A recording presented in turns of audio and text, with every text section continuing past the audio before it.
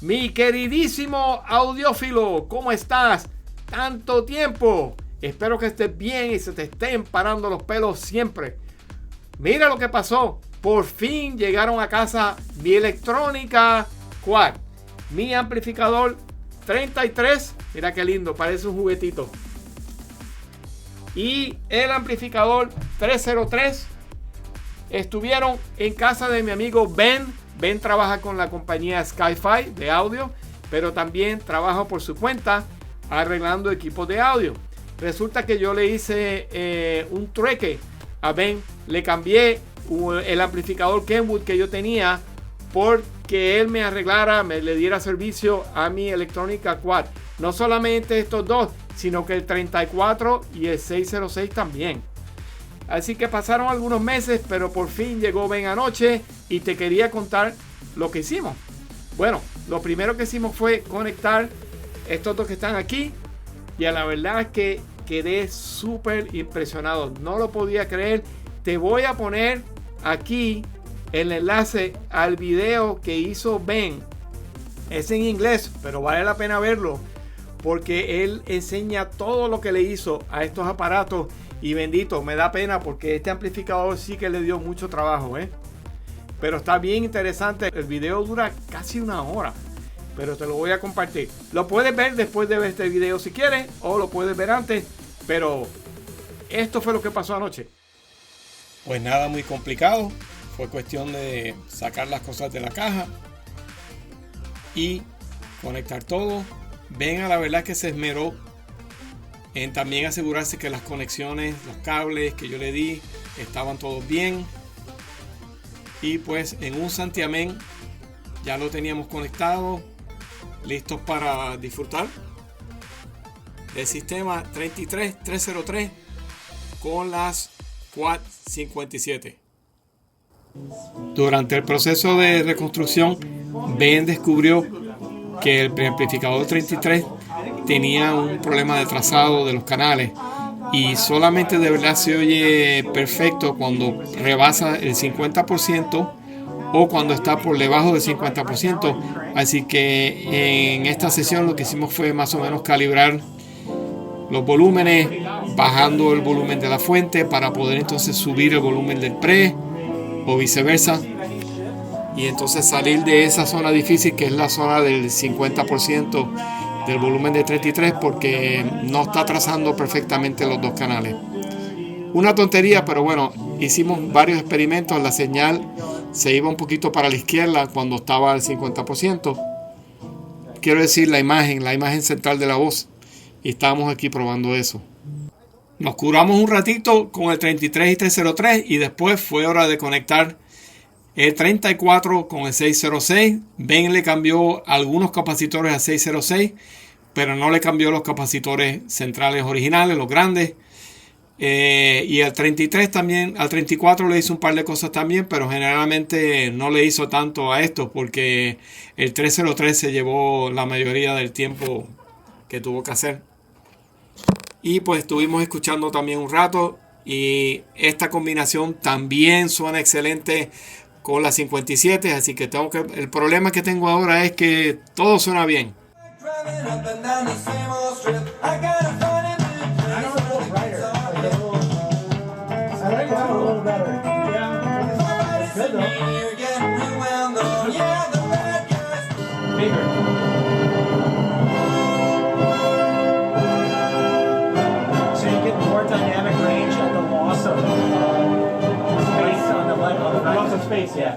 No puedo poner muchas demostraciones aquí porque ya sabes que están cortando a todo el mundo que usa música, así que después te voy a poner unas demostraciones cuando tenga el tiempo para hacerlas de los videos de 1 minuto que yo hago, que los hago bien oral, ¿ok?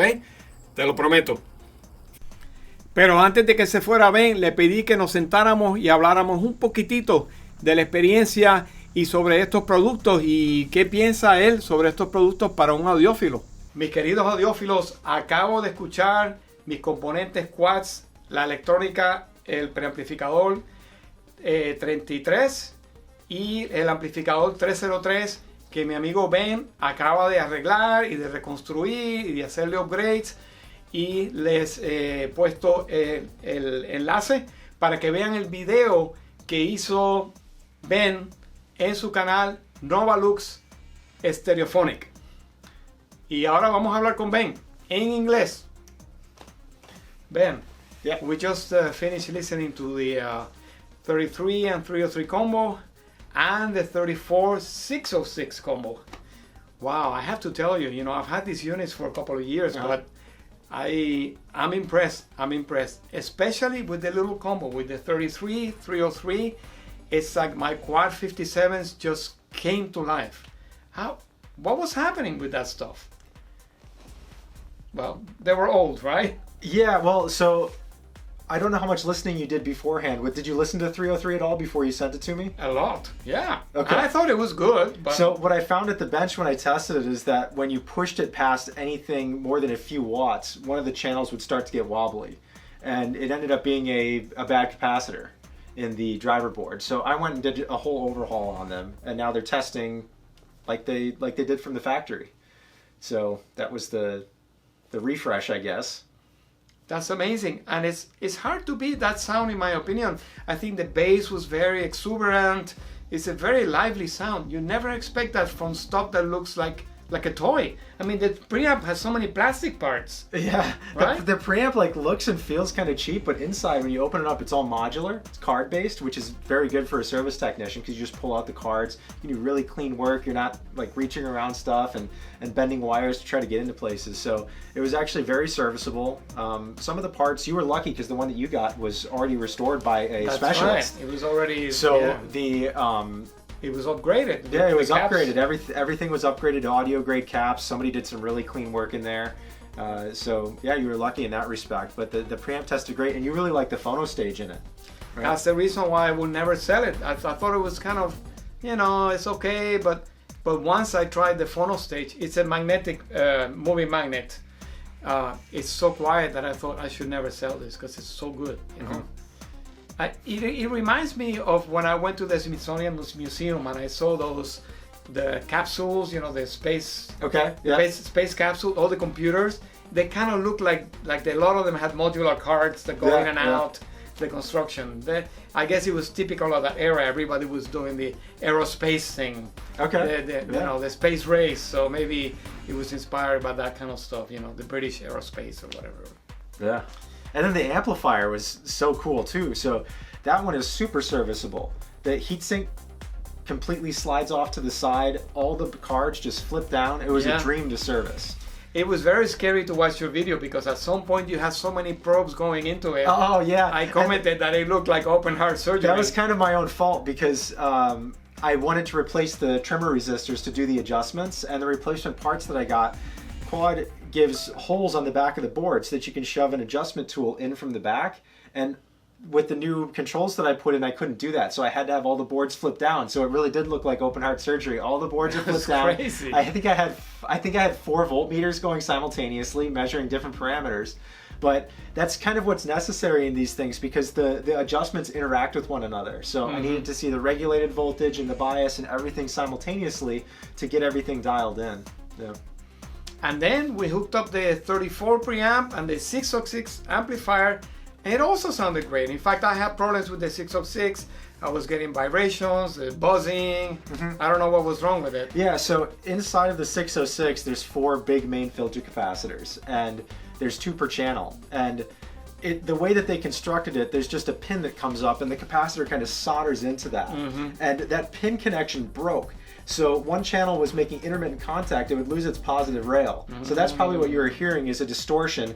Maybe if you started walking around or something, then you come to sit down and now it's distorting, and then you get up again and then it makes contact, Yeah, and then it it was starts to kinda work like again. on and So off. that was the main thing that was wrong with the 606, and then there were a couple caps in there that were really bad. But after I replaced them, it didn't change the performance. So they weren't causing it from not working, but there were some defective parts in there. So we got the 606 sorted, changed the RCA jacks. The original Yes. jacks were kind of loose, and the interface cable that you had wasn't working properly, so we got all that resolved. It's too bad you didn't have time to make a video about the 34 and 606, but I'm sure you'll get another set for right. repair soon after this video. You'll Or the probably next time these break, then I'll do a No, video. I hope not. I hope not. Yes, but I think now you're going to be popular with the quad fans. It certainly was eye-opening, especially the 303. Like that, it's so easy to work on. Just built really, really well. And that's what I like to see. As a service technician, I like working on equipment that was built to be serviced indefinitely. And that's Macintosh. Apparently Quad, at least some of the electronics that they made are like that. So yeah, I really respect that brand for making a serviceable product. And for the 33 preamp, I see there's a big market in China where they reproduce the cards. Okay. So you can refurbish or upgrade your 33. They'll sell you the card already made. I've seen that on AliExpress and places like that. And I've also seen that some Chinese companies make a clone of the 34 preamp, and so if they look identical, at least on photos. What do they say? That's the highest form of flattery? Imitation is the highest form of flattery. So what would you say? I mean, because people have options today. They can buy Chi-Fi stuff. They can buy an integrated amp for, $500, $300. Where do you place this kind of vintage equipment on the scale? It's not Macintosh, it's not Krell, it's not Levinson, but it's not garbage. It's definitely not garbage. It's not like and there's some magic to it, especially when we paired it with your ESL 57s. Like if you're an ESL owner, it's probably an amp that's worth owning, I would think, right? Yes. And if you can find a competent tech to service it, it's worth servicing, for sure. The 33, that could be a money pit. You're really lucky that somebody had already been through that, because what I would have charged you for that, you wouldn't have liked. Oh yes. Well, you got a nice price for it, and we have to go because I have to give you. Yes, the 700M. Yes, you're gonna get the price is you get my Kenwood 700M amplifier, and you probably do a video on that one too. Definitely, yeah. I'm going to do a video. I have the 700T, right? So now I'll have the 700M. I just have to find the 700C preamp, and then I'll have tuner, preamp, power amp, Kenwood Supreme, and I'll be able to do a video on the entire set. Yeah. And I had a gentleman who came to buy the other 700 I have. Yeah. And he has the whole set. Anyway, thank you so much, Ben. Thanks so much for all your work. Thank you, Pedro. It was great, but I'm really going to enjoy my quad stuff. This is great. Gracias, amigos. Hasta pronto.